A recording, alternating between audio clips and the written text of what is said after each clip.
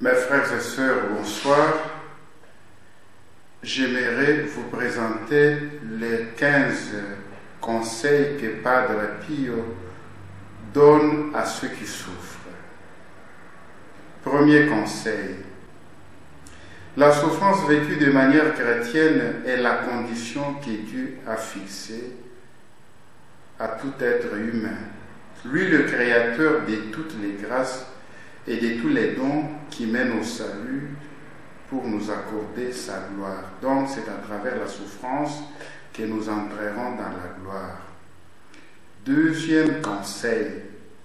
Plus on souffre, plus on reçoit l'amour de Dieu. Donc, en quelque sorte, la souffrance crée dans notre cœur l'espace pour accueillir l'amour de Dieu. Troisième conseil. Jésus veut occuper l'entièreté de notre cœur et il le fera au moyen de la souffrance. Cinquième conseil.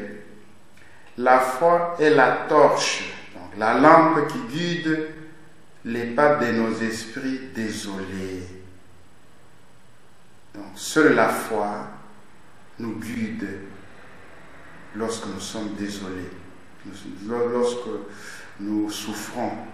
Sixième conseil, dans les tumultes des passions et des vicissitudes adverses, que l'espoir béni de l'inépuisable miséricorde de Dieu nous vienne en aide.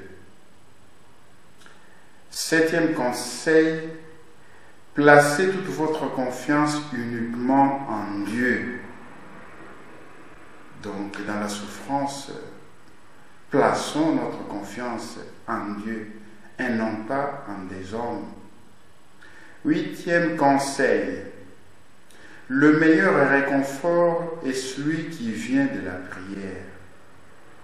Cela signifie que c'est seulement dans la prière que nous pouvons être réconfortés lorsque nous sommes visités par la souffrance, les vicissitudes, les tribulations, la persécution, etc. Neuvième conseil, n'ayez peur de rien. Bien au contraire, estimez-vous heureux d'avoir été considéré digne de participer aux douleurs de l'homme-Dieu. Qu'est-ce que ça signifie? Que lorsque nous sommes visités par la souffrance, nous ne devons pas avoir peur, au contraire, nous devons louer Dieu, remercier Dieu parce qu'il nous a jugés dignes de participer aux douleurs de l'homme-Dieu. Dixième conseil. Dieu vous laisse dans ces ténèbres pour votre gloire. C'est là la grande opportunité de votre progrès spirituel. Donc, il y a des fois que le Seigneur nous laisse dans les ténèbres de la souffrance. Tout cela, c'est pour notre gloire. Si nous acceptons cela, si nous ne tombons pas dans la rébellion. Onzième conseil. Le bonheur se trouve uniquement au ciel. Parce que parfois nous nous leurrons, nous croyons que ici sur terre, nous pourrons rencontrer le bonheur. Et pourtant, le bonheur n'est pas ici sur la terre. Le bonheur sera seulement au ciel. Et 12e conseil. Plus les tentations du diable se font fortes, plus notre âme est proche de Dieu. Il faudrait seulement persévérer, ne pas tomber dans la tentation de tout abandonner. 13e conseil. Bénissez le Seigneur pour votre souffrance et acceptez de boire le calice du Gethsémani. Donc ici, il faut la prière des louanges, la prière d'action de grâce lorsque nous sommes visités par la souffrance.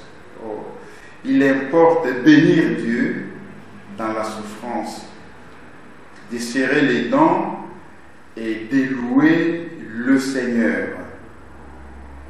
14e conseil. Supportez les souffrances tout au long de votre vie afin de pouvoir participer à celle du Christ et au même moment participer à sa gloire, parce que la souffrance du Christ le porte à sa gloire. De même, nous aussi, si nous supportons notre souffrance tout au long de notre vie, nous pourrons participer à la gloire du Christ. 15e conseil. La prière est la meilleure arme dont nous disposons. C'est une clé qui nous ouvre le cœur de Dieu.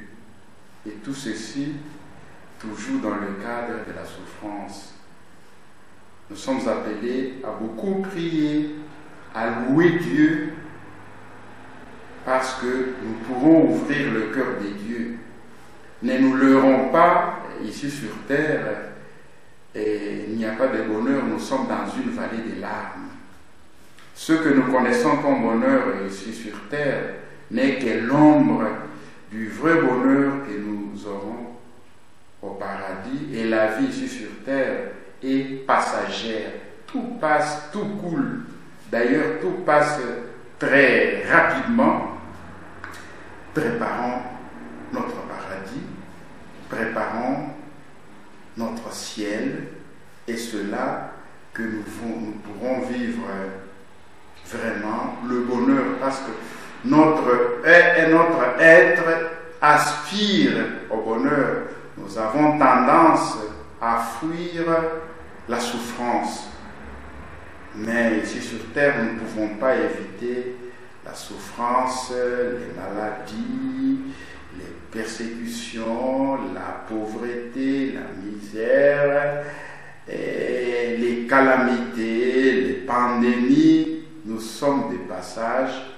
Préparons-nous à la vie du ciel en menant à partir de maintenant une vie nouvelle, une vie dans l'esprit, en naissant de nouveau.